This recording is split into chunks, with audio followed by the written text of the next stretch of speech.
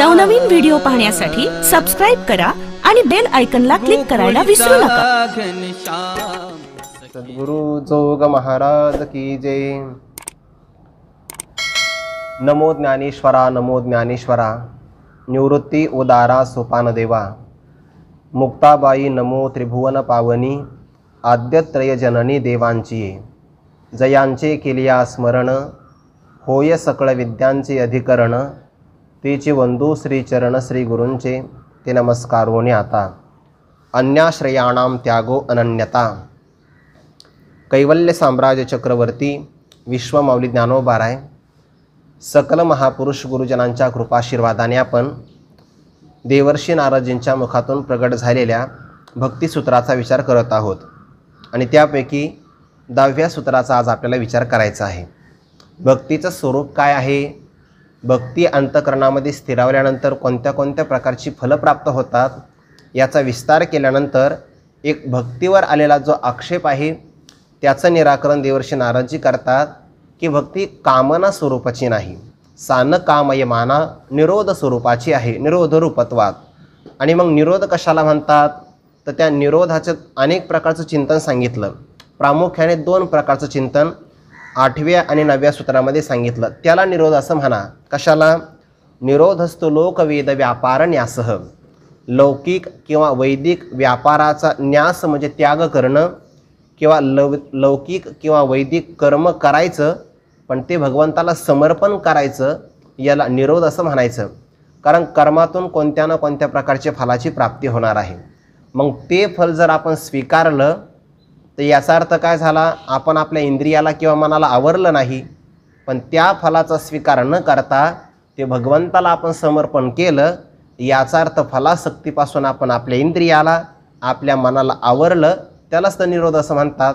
म्हणून निरोधस्तु लोकवेद व्यापार न्यासह असा एक अर्थ सांगितला। आणि 9व्या सूत्रामध्ये च या अव्ययाचा वापर करून तस्मिन अनन्यता तत्विरोधीषु उदासीनताच, परमात्म स्वरूपाच्या ठिकाणी असणारी अनन्यता दुसरा प्रकार आहे बरं का, म्हणजे निरोधाचाच प्रकार आहे।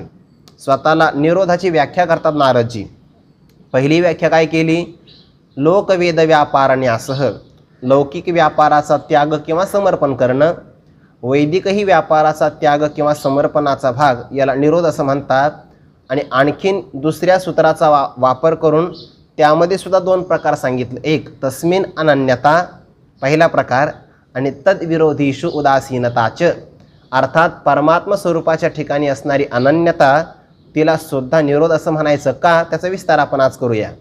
आणि तद्विरोधीषु उदासीनताच, परमात्म प्राप्तीकरता जे जे पदार्थ आपल्या समोर विषय येतात त्यांच्याविषयी मनुष्याने उपेक्षेचा भाव असावा। त्याचं कारण असं आहे बघा, 2 प्रकार आपल्या समोर येणार, एक अनुकूल पदार्थही आपल्या समोरच येणार आणि प्रतिकूल असणारा पदार्थही आपल्या समोरच येणार। हे दोन्हीही भगवंताच्या भक्तीला घातकच आहे। एखादा जर अनुकूल पदार्थ आपल्या समोर आला तर तो मोहाने आपल्याला आकर्षित करतो आणि मोहाने जर आकर्षित झालेला पदार्थ आपल्या जीवनामध्ये आला तर भगवंताच्या विषयी असणारं प्रेम बाजूला जातं आणि त्या पदार्थाच्या विषयीच प्रेम निर्माण होतं। ते प्रेम निर्माण झालं तर काही हरकत नाही बरं का, अन्य पदार्थाविषयी प्रेम निर्माण झालं तर हरकत नाही, कमीत कमी ते व्यापक असावं। संकोचित असेल तर ते पुन्हा घातकच आहे। ते ज्ञानोबारांच्या ज्ञानेश्वरीमध्ये दोघे सुद्धा मोहितच आहेत। भक्तराज अर्जुनही मोहित आहे आणि धृतराष्ट्रसुद्धा मोहित आहे, पण फरक करताना मात्र ज्ञानोबा म्हणतात धृतराष्ट्राचा मोह कसा आहे, तरी पुत्र स्नेहे मोहितो, पुत्राच्या स्नेहाने मोहित आहे म्हणजे एकावर प्रेम आहे। आणि भक्तराज अर्जुनाचा सांगत असताना तया परिपार्थ अतिस्नेहे मोहितो, म्हणजे भक्तराज अर्जुनही मोहितच आहे पण त्यांचं प्रेम सर्वांच्या विषयी आहे। म्हणून गीता लवकरात लवकर फलद्रूप झाली। अर्थात जो जो मोहाला प्राप्त झाला तो सगळेजण गीताचे अधिकारी आहे। सगळेजण ज्याला मोह प्राप्त झाला ते गीतेचे अधिकारी। फक्त फरक असा आहे, जास्त प्रमाणात मोह असेल तर लवकर उद्धार होईल आणि संकोचित मोह असेल तर वेळ लागेल। धृतराष्ट्रांचा सुद्धा उद्धार झालेलाच आहे। अंधू तोही अवसरे सुखिया झाला, ऐके ना चिंतन। आपल्याला विचार काय करायचा आहे, अनुकूल पदार्थ जीवनामध्ये जर आला त्याचं आकर्षण निर्माण झालं तर ते आपल्याला गुंतवतात, म्हणून तत्संबंध आहे ते सुद्धा विरोधीच आहे. भले त्यांचं वरचं कवच अनुकूलतेचं आहे, पण ते सुद्धा मात्र भगवंताच्या भजनाला विरोधी आहे. म्हणून त्या संबंधाने कसं राहावं? उदास राहावं. मग आपला देह असेल तत्संबंधाने उदास राहा. आपल्याला घर प्राप्त झालं, ज्ञानोबारा म्हणतात ना, घरावरी तेतुली आस्था नाही. काय झालं आहे? आपल्याला आश्रय मिळाला ना, रस्त्याने प्रवास करतो आपण, एखाद्या झाडाखाली थांबतो.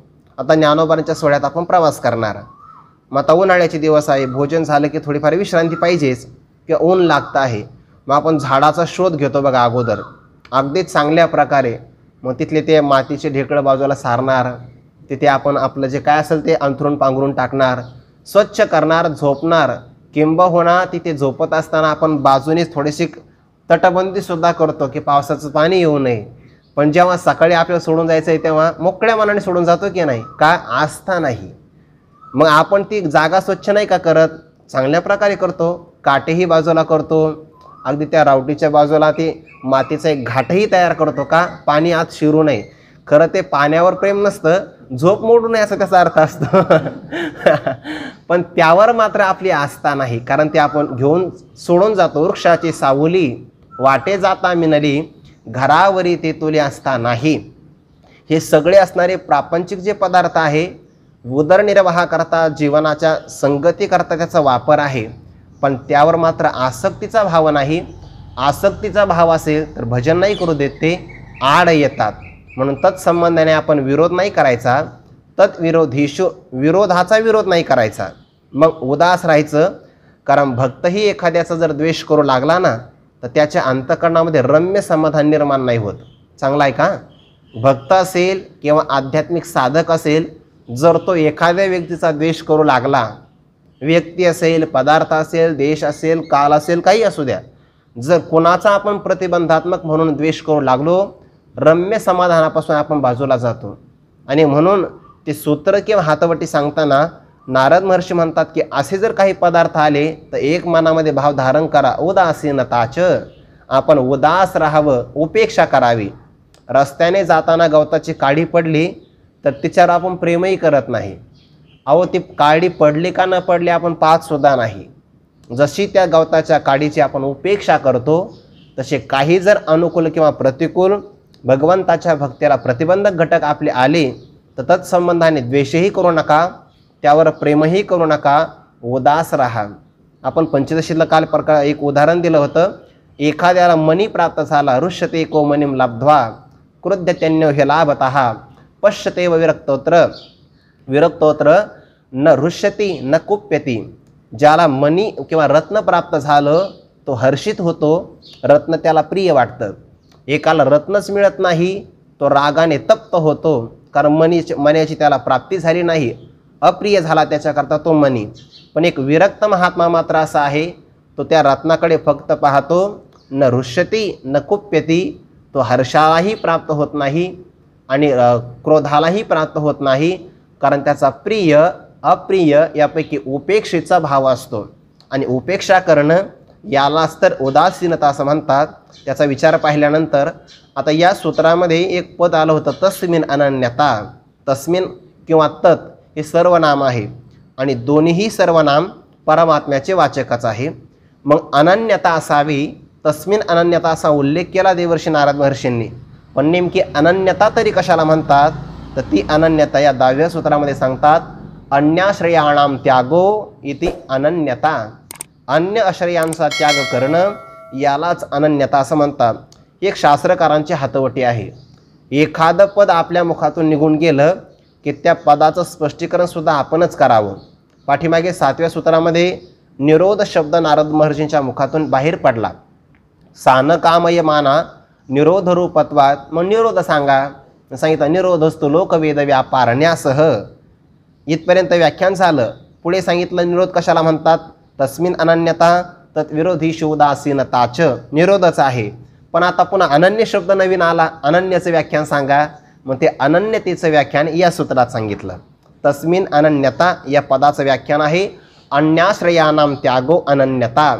अन्य आश्रयांचा परित्याग करणं यालाच अनन्यता असं म्हणतात. बघा बरं का, अन्य शब्द वापरला, देवाचा त्याग नाही सांगितला. इतर आश्रयांचा, अन्य म्हणजे काय? इतर. अन्य म्हणजे दुसरा, अन्य म्हणजे वेगळा. भगवंता वाचून जो अन्य आहे, वेगळा आहे किंवा अन्य दुसरा कोणी आहे, या सर्व आश्रयांचा परित्याग करणं यालाच तर अनन्यता असं म्हणतात. व्यवहार असो किंवा पारमार्थिक साधना असो, आपल्या जीवनामध्ये आपण कोणाचा ना कोणाचा तरी आश्रय घेतच असतो, कोणाचं ना कोणाचं तरी आलंबन स्वीकारत असतो. काही आश्रय शरीरावर अवलंबून असतात, शरीराकरता असतात, आणि काही आश्रय मनाकरता असतात.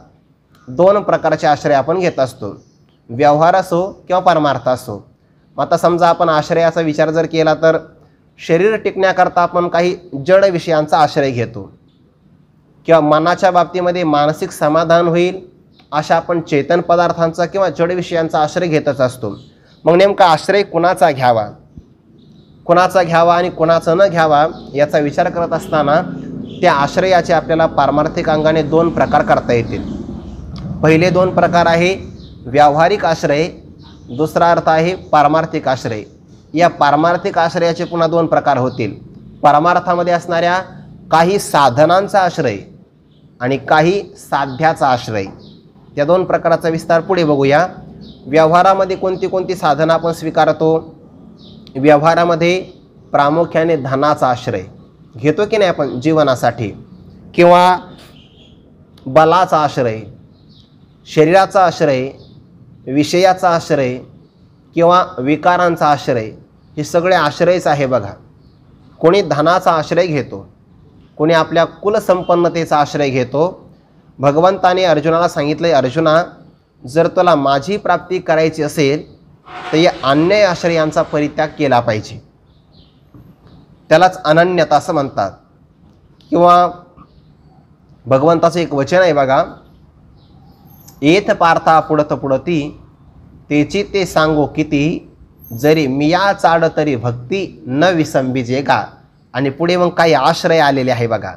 कोणते कोणते आश्रय आहे? अगा कुळाची या चोखटपणा न लगा, अभिजात्य झनिश लाघा, व्युत्पत्तीचा वावगा सोसका वहावा, का रूपवयसा माझा, आतिलेपणे का गाजा, एक भाव नाही माझा तरी पाल्हाळते. 6 आश्रय सांगितले बरं का तिथे. कोणते कोणते आश्रय मोजा. कुळाची या चोखटपणा न लगा. अरे अर्जुना, माझ्या भक्तीसाठी उत्तम कुळच आश्रय असलं पाहिजे असा काही अर्थ नाही. जर उत्तम कुळ माझ्या भक्ती प्राप्तीकरता जर आवश्यक असतं तर मग त्या गोपाळांना प्राप्ती झाली नसती, किंवा कुब्जा नावाची दासी आहे, किंवा अनेक प्रकारचे असणारे प्रकार आहे भक्तांचे. जर उत्तम कुळच लागलं असतं तर त्यांना भक्तीची प्राप्ती झाली नसते. म्हणून काही जण जे कुळाचा आश्रय घेतात ना, आम्ही कुलीन आहे, या 16व्या अध्यायामध्ये चिंतन केलं बघा. आढ्यो भिजनवानस्मी कोण्योस्ती सदृशो मया, एकशदाशामी मोदिश्य इत्य ज्ञान विमोहिता, माझी या कुळाचा उजाळू पाहता ब्रह्माही हळू उन्हाची दिसे. असा प्रकारचा एक शब्द आलेला बघा. माझी मी किती कुलसंपन्न आहे, माझ्या कुलसंपन्नतेचा विचार केला तर ब्रह्मदेव सुद्धा कमी आहे असं तो म्हणतो. अर्थात त्याने कुळाचा आश्रय घेतला. भक्ती करता कुळाचा आश्रय लागत नाही. कुळाची या चोखटपणा न लगा, अभिजात्य. अभिजात्य म्हणजे काय? आपला जन्म परंपरा उत्तम आहे तोही भाव लागत नाही. व्युत्पत्ती, शास्त्राचं फार मोठं अध्ययन केलेलं आहे आणि त्याची विद्वत्ता किंवा तो गर्व जर असेल, व्युत्पत्ती चांगलीच आहे, व्युत्पत्तीचा गर्व नसावा, तो सुद्धा एक आश्रयच आहे. व्युत्पत्तीचा वावगा सोसका वहावा. पुढचा आश्रय आहे 3 झाले की नाही? कुळ झालं, अभिजात्य आणि व्युत्पत्ती. पुढे आहे रूप. काहींना सौंदर्याचा आश्रय असतो, सौंदर्याचा आधार घेतात आणि सौंदर्य नाशिवंत आहे, सौंदर्य कायम टिकणारं नाही. सौंदर्यामध्ये मनुष्य गुंतला तर देहवासनेमध्ये गुंततो. मी खूप सुंदर असावं असे अनेक प्रकारचे उपचार तो करतो, त्याला हल्लीच्या भाषेमध्ये मेकअप म्हणतात. सौंदर्यामध्ये गुंतला तर भक्ती नाही करू शकत. म्हणून रूप. काहींना वयाचा अभिमान असतो, आमचं एवढं श्रेष्ठपण आहे तेही चालत नाही. रूपवयसा माझा, माझा म्हणजे उन्मत्तपणा. पुढे रूपवयसा माझा, आथिलेपणे संपन्नता, मी फार श्रीमंत आहे असा जर आथिलेपणाचा भाव असेल आणि याच्यामध्ये भक्ती नसेल, एक भाव नाही माझा तरी पाल्हाळते. हे सगळे व्यावहारिक काय आश्रय आहे. यापैकी कोणत्याही आश्रयाचा विचार करूच नाही. कारण हे कुले च्युती भयम भयच आहे बघा. हे सगळे भय त्या भर्तृहरीने आपल्या त्या वैराग्य शतकामध्ये 9 प्रकारचे भय सांगितले की नाही. त्याच्यामध्ये भोगे रोगे भयम, कुलेच्युती भयम, वित्तेंद्रपालात भयम, काये कृतांतात भयम, हे सगळ्या प्रकारचे 9 भय सांगितले. सर्वं वस्तू भयान वितम भुवि नृणाम वैराग्यम एव अभयम. यापैकी जे भय आहे या कुलेच्युती भयम, कुळामध्ये च्युत होण्याची भीती असते, म्हणून या आश्रयाचा तो अंगीकार करत नाही. बरं ठीक आहे, आता पारमार्थिक जीवनातले आश्रय आपल्याला घेता येईल. हा झाला व्यावहारिक आश्रय. आता व्यावहारिक पदार्थांचा आश्रय करून परमात्म्याची प्राप्ती का होत नाही याचं फक्त एक अंगाने चिंतन सांगतो. आपल्याकडे 3 प्रकारच्या सत्ता मानलेल्या आहे पदार्थाच्या, बरोबर आहे. ब्रह्मज्ञाना वाचून ज्यांचा बाध होतो, जे खोटे पदार्थ ठरतात, त्यांची प्रातिभासिक सत्ता. ब्रह्मज्ञानाची गरज नाही त्यांना. जसं की मृगजळ, त्याला का ब्रह्मज्ञान व्हावं लागतं का खोटं ठरण्याकरता? मृगजळ नाही म्हणजे नाहीच, फक्त ते दिसण्यापुरतं आहे. जे दिसण्यापुरतं फक्त आहे म्हणजे आहेचा व्यवहार करावा लागतो म्हणून आहे बरं का, नाहीतर नाहीच. आणि आहे म्हणजे सत्ता आहे, म्हणजे याची दिसण्यापुरती सत्ता आहे, त्याला म्हणतात प्रातिभासिक सत्ता. ब्रह्मज्ञानाने ज्या पदार्थांचा बाध होतो त्यांची म्हणतात व्यावहारिक सत्ता. आणि ज्याची सत्ता अबाधित आहे, कोणत्याच कालामध्ये बाधित होत नाही, ती सत्ता ही पारमार्थिक सत्ता. तूच खरा, परमात्माच खरा आहे, बाकीचा सगळा पसार आहे. एर तो पसारा वाऊ गाची, बाकी सगळा पसारा व्यर्थ आहे. आता एक चिंतन करा, व्यावहारिक पदार्थांचा आश्रय घेतला तर परमात्मा का प्राप्त होत नाही? त्याचं कारण असं आहे, विचारसागराची प्रक्रिया. समान सत्तेमध्ये साधक बाधक व्यवहार घडत असतो. स्वप्नामध्ये तहान लागली तर पाणी कोणतं लागेल? स्वप्नातलं चालेल, बरोबर आहे. आणि व्यवहारातलं पाणी स्वप्नात चालणार नाही. स्वप्नामध्ये घाव जर झाला शरीरावर तर औषध कोणतं लागेल? स्वप्नातलंच लागेल ना. म्हणजे स्वप्नातलं जर घाव झाला आणि तो जागृतीमध्ये जरी डॉक्टर असला तरी पण इथलं काही उपयोगाचं नाही.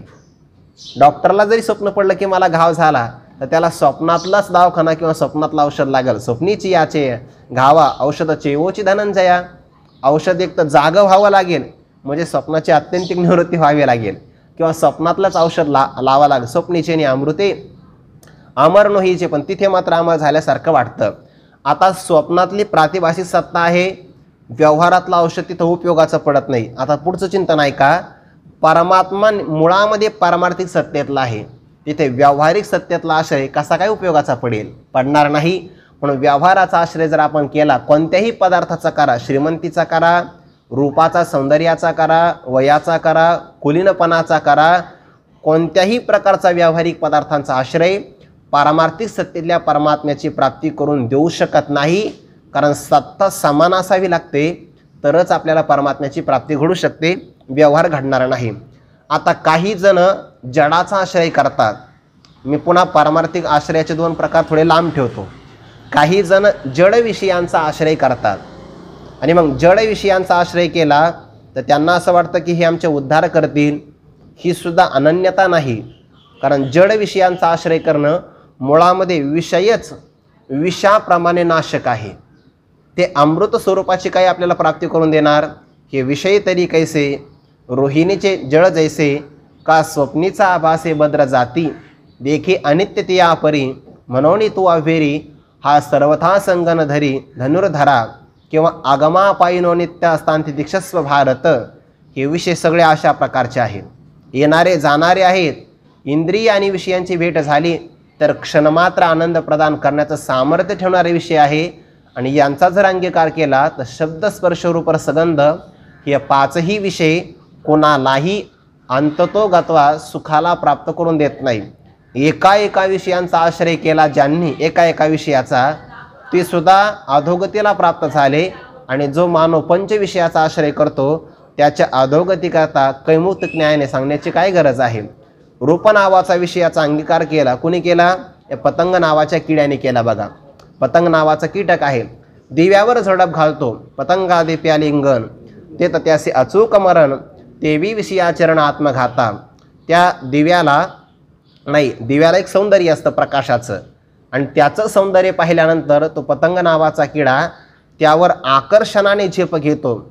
असाही एक अर्थ आहे किंवा द्वेषाने झेप घेतो असा पण एक अर्थ आहे. त्याला ते सौंदर्य बघवत नाही.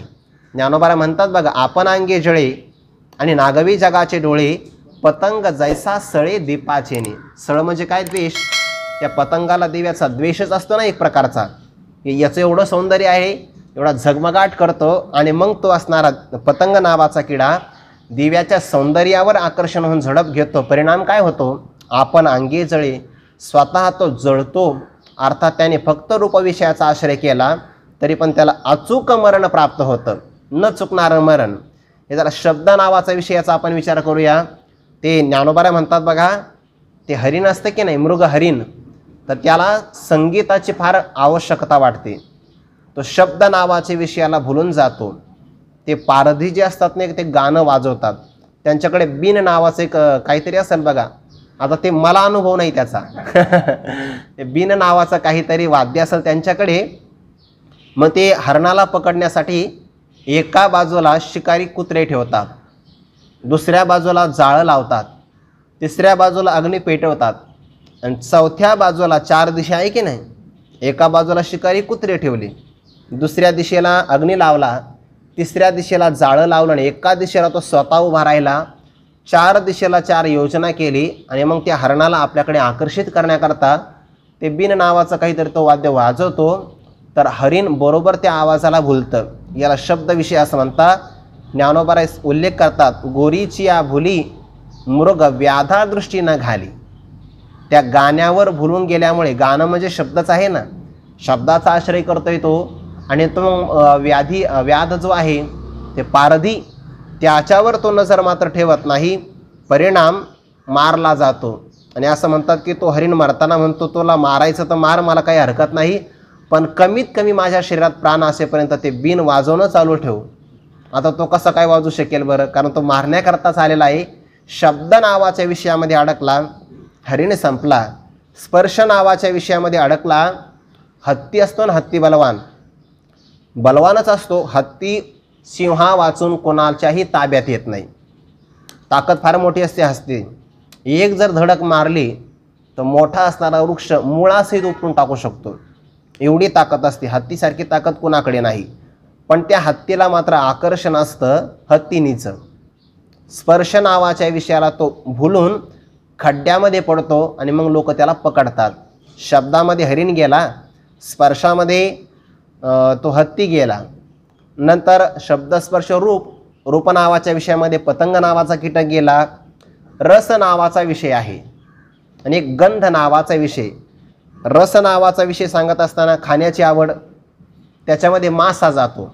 ज्ञानोबा म्हणतात, जैसा गळ मिने आमिषे भुलविजे का, परी तया माझी गळू आहे, तो जैसा ठाऊआ नोहे झाकलेपणे. ज्ञानोबा म्हणतात बघा, आता हे पाहण्याकरता भेटते आपल्याला. आपण इंद्रायणीच्या काठावरच राहतो, त्यामुळे तो रस नावाच्या विषयावर आकर्षित होणारे ते मासे त्याच्यावर ते गळ टाकतात. त्या गळाला काहीतरी आमिष चिटकवतात. त्या आमिषात 2 प्रकार. काही जण ते गव्हाच्या पिठाचा कणकीचा गोळा लावतात, आणि काही जण साक्षात ते मातीमध्ये एक किटा सापडतो बघा, त्याला वाळे का काहीतरी असं म्हणतात, जास्त बारीक विचारू नका. मग त्याचे ते तुकडे करतात आणि त्या गळाला लावतात, पाण्यामध्ये टाकतात. तो मांसाचा तुकडा खाण्याकरता तो मासा येतो. आणि कुणीतरी असं म्हटलं आहे की त्या मासा आपल्याकडे येतो आहे तर त्या गळाला चिकटलेल्या त्या मांस जे आहे त्याला वाणी सुटते, वाणी फुटते, आणि तो म्हणतो, मत आ मेरे लिए, मैं आधा हुआ तेरे लिए, तू आएगा मेरे लिए, ऊपर खडा है तेरे लिए. तू माझ्याकरता येऊ नको म्हणे, कारण तुझ्यासाठीच मी अर्धा झालो, माझा तुकडा झाला. तू जर मला खाण्याकरता आला तर वर हिसका देणारा बसलेला आहे. पण तो मासा मात्र ऐकत नाही. चाखण्याकरता येतो, रूपविषयामध्ये अडकला, संपला जातो. नाही, रसविषयामध्ये अडकला, संपला जातो. आणि पुढे गंध नावाचा विषय आहे. हे पंचविषयच आहे बरं का. पंचविषयसुद्धा एक विषय त्यांचा आश्रय केला, एका जीवाला नष्ट करतो, हा चिंतनाचा प्रकार आपला चालू आहे. गंध नावाच्या विषयामध्ये कोण अडकला? भ्रमर अडकला. भ्रमर, परिमळाची धाव भ्रमर ओढी. परिमळ म्हणजे सुगंध, सुगंधाची असणारी धाव त्या भ्रमराला आपल्याकडे आकर्षित करते. ज्ञानोबा म्हणतात, भ्रमर काय सामान्य आहे का? सामान्य नाही भ्रमर. भ्रमर भेदी कोडे भलतैसे काष्ट कोरडे. कितीही वाळलेलं लाकूड असू द्या, कोणत्याही झाडाचा असू द्या, त्या भ्रमराने जर विचार केला तर त्या लाकडाचा तो भुगाच करतो. त्या भ्रमराला मराठी भाषेमध्ये भुंगा म्हणतात, आहे का नाही. भुंगा ज्या लाकडाला लागला त्या भुंगा पदावरचा अनुसार काढून टाका, काय राहतं, भुगा. ज्या लाकडाला लागला त्याचा काय करणार, तो भुगाच करणार, म्हणून त्याला भुंगा असं म्हणतात. लागला की लाकडाचा विषय संपला. पण तो कळिके माझे सापडे कोवळीये, कोवळ्या असणाऱ्या कमळाच्या कळीमध्ये सापडला, बस. आता त्याला काहीच आठवत नाही, सामर्थ्यच विसरतो तो आपलं. ज्ञानोबराय म्हणतात, तो भ्रमर जेव्हा सुगंधाच्या धावेनं आकर्षित होतो तेव्हा तो, जसे ते हेलिकॉप्टर गिरट्या घालतात बघा उतरण्याच्या अगोदर, तसा तो भ्रमरसुद्धा त्या कमळाला पाहिल्यानंतर गिरट्या घालतो. आवाज पंखाचा खूप असतो त्याचा, पण तो असा शांत होतो, इतका शांत होतो, इतका शांततेनं उतरतो गिरट्या घालून, जसं काही हेलिकॉप्टर जमिनीवर आता उतरत आहे. आणि उतरत असताना कमळाच्या पाकळीला कोणताच धक्का लागू देत नाही. कमळावरी भ्रमर पाय ठेवी ते हळूवार, कुचंबेल केशर ई आशंका. यातला असणारं केशर कदाचित आपल्या पायाने दडपून जाईल. काय भाव आहे बघा ज्ञानोबरायांचा. म्हणजे तो भ्रमर केवढा, त्याचे पाय केवढे, त्या पायाचं वजन किती, आणि आपल्या वजनाने या कमळाच्या पाकळीतील जे असणारं केसर त्याला धक्का लागू नये अशा पद्धतीनं पाऊल ठेवतो. कमळावरी भ्रमर पाय ठेवीती हळूवार, कुचंबेल केशर ई आशंका. इतक्या हळुवारपणाने तो पाऊल ठेवतो आणि मग कमळातला असणारा सुगंध यामध्ये आकर्षित होऊन जातो. आकर्षित. आता त्या कमळाचा स्वभाव आहे, सूर्याचा उदय झाला की ते विकसित होतं आणि सूर्य अस्ताला जाऊ लागला की त्या कमळाच्या पाकळ्या मिटतात. आता भ्रमराला हे माहिती आहे की या कमळाच्या पाकळ्या जर मिटल्या तर बरोबर उद्या सकाळी सूर्योदयापर्यंत उमलणार नाही. आणि आपल्याला जर बाहेर पडायचं म्हटलं तर एक तर पाकळ्या उमलण्याची वाट बघावी लागेल किंवा पाकळ्याचं आपल्याला छेदन करून पलीकडं जावं लागेल. म्हणजे स्वातंत्र्य कोणतं आहे, पाकळ्याचं छेदन करायचं म्हटलं तर ताकद असावी लागेल की नाही. ज्ञानोबा म्हणतात ताकद आहे ना त्याच्याकडे. भ्रमर भेदी कोडे भलतैसे काष्ट कोरडे, ओलं लाकूड भेदन करल यात नवल नाही. वाळलेलं काष्टसुद्धा तो भेदन करतो. मग जो वाळलेलं लाकूड भेदन करू शकतो, काष्ट कोणत्याही झाडाचं असेल, तर त्याला कमळाची पाकळी भेदन करण्याकरता काही वेळ लागेल का, काहीच नाही. थोडे पंख जरी बाजूला केले तरी सहज पाकळ्यांचं भेदन करू शकतो. परंतु ते तर उत्तीर्ण होईल प्राणी, तो आपल्या प्राणापासून मुकला जाईल कमळदळ चिरून येणे. पण कमळाची पाकळी आपण चिरावी, भेदन करावं असं मात्र जाणत नाही. का बरं, कठीण कोवळेपणे स्नेह देखा. हे स्नेह विषयाचं आकर्षण अशाच प्रकारचं आहे. अर्थात तो त्याच्यामध्ये अडकतो. मग एखादा हत्ती पाणी पिण्याकरता येतो, तो कमळाची असणारी सगळी वन अस्ताव्यस्त करतो. त्यातलंच असणारे हे कमळपुष्प सरोवराच्या काठावर पडतं. आता ते त्याला कळतंसुद्धा की आता आपण सरोवरात नाही, आपण काठावर पडलो आहे. हत्ती येतो उन्मत्त झालेला, बरोबर त्या कमळाच्या पुष्पावर पाऊल देतो. आणि पाऊल दिल्यानंतर काय होईल, आता या असणाऱ्या भ्रमराने पाय ठेवे ते हळूवार कमळावर, पण हत्ती काय हळूवार पाऊल ठेवणार आहे का. तो पाय ठेवतो तो वजनदार. त्याचं वजनदार पाऊल पडलं की तो असणारा भ्रमर प्राणाला मुक्तो उत्तीर्ण होईल प्राणी. परी ते कमळदळ चिरून येणे, कारण का हा गंधामध्ये अडकला. शब्द स्पर्श रूप रसगंध या पंचविषयांचा आश्रय केल्यामुळे 5 प्राणी आपल्या प्राणाला मुक्तात. आणि मग ज्या असणाऱ्या मनुष्याने एकाच आयुष्यामध्ये या पंचविषयाचा अंगीकार केला त्याचं काय सांगावं, त्याची अधोगती होईल. म्हणून पंचविषयाचा सुद्धा आपण अंगीकार किंवा आश्रय त्यागलाच पाहिजे. व्यवहारातले आश्रय त्यागा तर अनन्यता आहे, विषयांचा असणारा आश्रय त्यागा तर ती अनन्यता आहे. आणखीन जड विषयांचा त्याग केला तर ती अनन्यता. पण काही जण त्या विकारांचा पण आश्रय करतात. कामक्रोधाधिक विकार आहे ना, हे विषय वेगळे आणि विषयांच्या वासना त्याला विकार असं म्हणतात. त्यांचा सुद्धा आश्रय करू नये. भगवंतांनी स्पष्ट सांगितलं, तयोर्नवशमागच्छेत तव्ह्यस्य परिपंथीनं. तयोहो म्हणजे जे कामक्रोध आहे किंवा इंद्रिय आणि इंद्रियांचे विषय, रागद्वेषो व्यवस्थितो, राग म्हणजेच प्रेम काम आणि द्वेष म्हणजे क्रोध. राग द्वेष म्हणजेच काम क्रोध यांचा सुद्धा न वशम आगच्छेत, त्यांचा आश्रय न करावा. ज्ञानोबारांची ओवी आहे, म्हणून हा आश्रयोच न करावा, मनेही आठवो न धरावा, एक निज वृत्तीचा ओलावा नासोनिधी. म्हणून मनेही आश्रयो न करावा, त्यांचा आश्रय करू नये, मनामध्ये स्मरणही करू नये. विषयांचं मनामध्ये चिंतन केलं तर मग ध्यायेतो विषयान पुंसस संगस्तेषु उपजायते, इथपासून तर बुद्धी नाशात प्रणश्यती. असा त्यांचा अंगीकार केला, आश्रय केला तर प्रणश्यती असाच भाव आहे. विषयाचा अंगीकार केला तरी पण प्रणश्यती असाच अर्थ आहे. आणि बाकी व्यावहारिक पदार्थांचा आश्रय केला तर ते मुळामध्ये नष्ट होणारे आहे, जीवनाला रम्य समाधान देऊ शकत नाही. आता जड विषयांचा किंवा विकारांचा आश्रय करता येणार नाही, म्हणजे मग चेतन जीवांचा आश्रय आपण करूया. जीवन जगण्याकरता जीवाचा जीवाने आश्रय केला तर काही ना काही फलप्राप्ती होईल ना. काही प्रकारची फलप्राप्ती होणार नाही. का? मुळामध्ये ज्ञानोबा म्हणतात, राणी दुःख्या दुःखी भेटले. काय मिळणार आहे? वांज फुल फुलिले, वांज फुली फुलले झाड जैसे, असंच आहे की नाही. एखाद्या अरण्यामध्ये एका व्यक्तीला चोराने लुटलं, मारलं, त्याला दुःखाने त्रस्त झाला, अंगावर फक्त कपडेच ठेवले, मारलं. दुसराही व्यक्ती त्याच रस्त्याने आला, त्याला सुद्धा चोराने मारलं, पण पहिल्यापेक्षा याला जास्त मारलं. मग दोघे एकमेकाला भेटले आणि विचारलं, तुला काय झालं? म्हणे मला चोराने मारलं. तुला का मारलं? मलाही चोरानेच मारलं, पण तुझ्यापेक्षा मला जास्त मारलं. त्याने सांगितलं, हो, कमीत कमी माझ्या खिशात 20 रुपये तरी होते, म्हणून मला कमी मारलं. तुला जास्त का मारलं? त्याने सांगितलं, बोहुनीला असं गिराईक भेटलं ज्याच्या खिशात 1 रुपया नाही, म्हणून जास्त मारलं. तर आणि असे दोन माणसं जर एकमेकाला भेटले तर काय होणार आहे? राणी दुःखी दुःखी भेटले. तसं एक जीवसुद्धा दुःखाने ग्रस्त आहे, दुसराही जीव दुःखानेच ग्रस्त आहे, बंधनाला प्राप्त आहे. ते एकमेकाला सोडू शकत नाही. म्हणून व्यावहारिक असणाऱ्या पदार्थांचा, व्यावहारिक असणाऱ्या विषयांचा, विकारांचा किंवा चेतन असणाऱ्या जीवाचा आश्रय करताच कामा नये. या सगळ्यांचा आश्रय परित्याग करावा, त्यालाच अनन्यता असं म्हणतात. ही झाली व्यावहारिक आश्रयाची भूमिका. पण पारमार्थिकसुद्धा काही आश्रय आहेत ना. पारमार्थिक जीवनामध्ये काही आश्रय आहेत. पारमार्थिक आश्रय 2 प्रकारचे, एक साधनाचा अंगीकार आश्रय किंवा एक साध्याचा आश्रय किंवा अंगीकार. तर त्यामध्ये आपण साधनामध्ये जप आहे, तप आहे, बुद्धी आहे, जाणीव आहे, विवेक आहे, वैराग्य आहे, शमदमादी षटकं आहेत, अनेक प्रकारची साधन आहेत.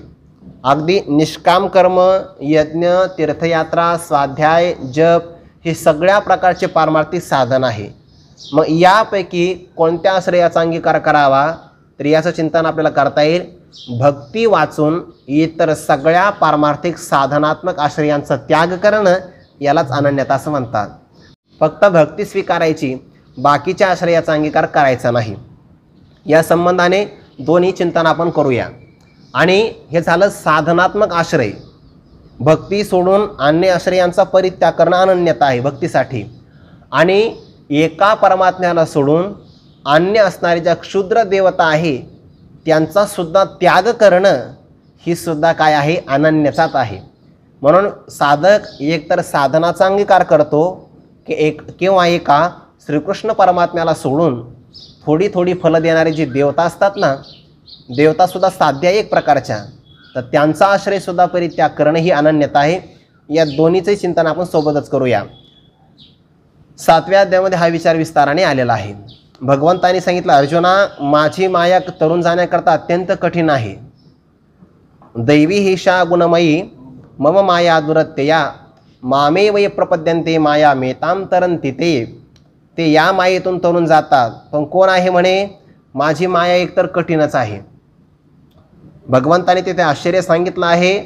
या माया नदीतून तरुण जाण्याकरता सगळ्यांनी आपापल्या बाजूने प्रयत्न केले, पण आश्चर्य मात्र असं आहे, इथे एक नव लावो, जो जो कीचे तरुण पावो, तो तो आपावो होय ते ऐक. जवळपास त्या ठिकाणी सुद्धा 5 ते 6 आश्रयांचा अंगीकार केला बरं का. पण तो आश्रय आहे साधनात्मक अंगीकार. साधनात्मक आश्रय आहे, त्याचाही त्याग आपल्याला करायचा, तरच ती अनन्यता सिद्ध होईल साधनातली. कोणते कोणते असणारे उपाय केले? चांगले उपाय ऐका. एक स्वयंबुद्धीच्या बाही रिगाले तयांची शुद्धीची नाही, एक जाणीवेच्या डोई गर्वेची गिळिली, एकीवेद त्रयाच्या सांगडी घेतले अहंभावाच्या धोंडी, ते मदमेनाच्या तोंडी सगळेची गेले. 3 साधनं सांगितले. एक साधन आहे एकी वयसेची जाड बांधले, 4 वयात एक साधनाचा विचार आहे. मनमताची एक असे लागले, ते विषय मगरी सांडिले चगळून या. आणि मग पुढे त्यांचा साधनाचा विचार केला आहे. पाठी मरणाचे रेवे रोवले, असे कामाचे कासे लागले ते गेले वाया. झाले 4 साधनं. पुढे आहे एकी यजन क्रियेची पेटी बांधोनी घातली पोटी, ते स्वर्ग सुखाच्या कपाटी शिरकोनी गेले 5वं साधन. एकी मोक्ष लागावयाची आशा केला कर्मबाह्यांचा भरवसा, परिते पडिले वळसा विधी निषेधांच्या 6वं साधन आहे. जेथ वैराग्याचे नाव न लगे विवेकाचा तागा न लगे 8 साधन. वरी काही तर योगे परी विपाय तो 9वं साधन. ऐसे जीवाचे तरी अंगवणे ये माया नदीचे तरणे कासयासारखे बोलणे म्हणावे पा आपत्य शिळा व्याधी. या 9 साधनांचा विचार केला, त्यापैकी एकही साधन या माया नदीतून तरुण जाण्याकरता समर्थ होत नाही. प्रत्येक साधनाचा फक्त एका पदामध्ये आपण विचार करून पुढे जाऊया. एका पदाचा विचार. काही जणांनी म्हणे कोणत्या साधनाचा अंगीकार केला? एक स्वयंबुद्धीच्या बाही. काहीने स्वतःच्या बुद्धीवर भरोसा ठेवला, स्वयंबुद्धीच्या बाही रिगाले प्रवेश केला. पण ज्ञानोबा म्हणतात ते कुठं गेले पत्ताच लागला नाही. स्वयंबुद्धीच्या बाही रिगाले तयांची शुद्धी म्हणजे शोध. त्यांची वार्ता नेमकं त्यांचं काय झालं? म्हणून ज्यांना बुद्धीचा फार अभिमान असतो ना, ते चालत नाही या ठिकाणी. भगवंताने स्पष्ट सांगितलेला व्युत्पत्तीचा वावगा सोस का वाहावा, व्युत्पत्ती आघवी विसरी जे. बुद्धीच्या सामर्थ्याने काहींनी प्रवेश केला, पण त्यांची नेमकी काय वार्ता झाली ते कळालीच नाही. काहींनी ज्ञानाचा अभिमान धारण केला, ते जाणीवेच्या डोई गर्वेची गिळले, आणि जाणीवेच्या डोहामध्ये गर्वानेच गिळाले. म्हणजे स्वयंबुद्धी या सुद्धा आश्रयाचा अंगीकार केला तर काही हातामध्ये मिळालं नाही. काहीने जाणीव धारण केली, त्यांना गर्व झाला, आणि मग गर्वाचं घर नेहमी खाली असतं.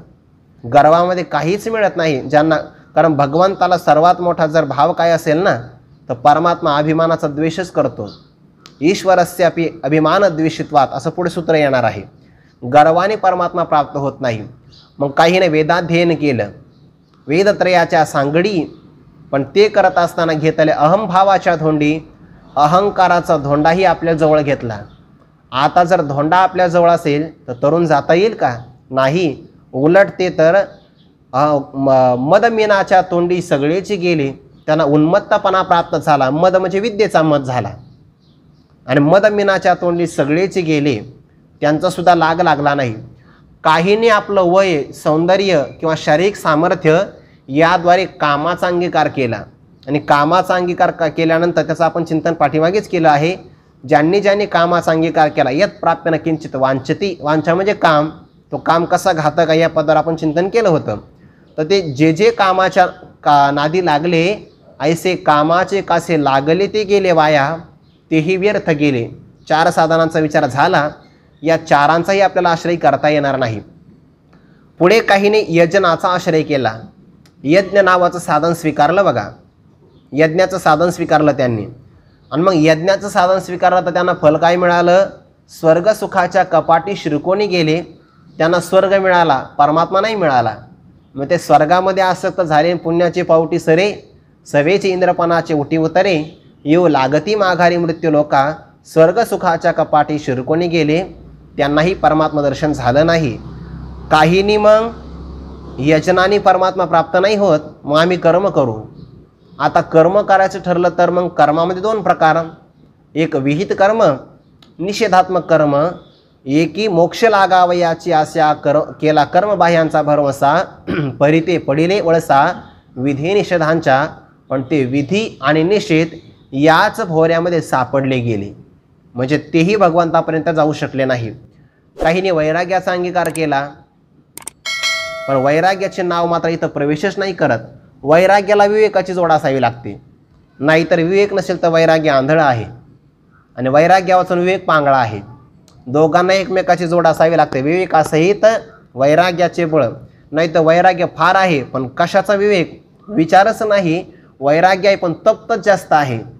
वैराग्याने तप्त जास्त होतं मनुष्य, मग फल काही मिळत नाही.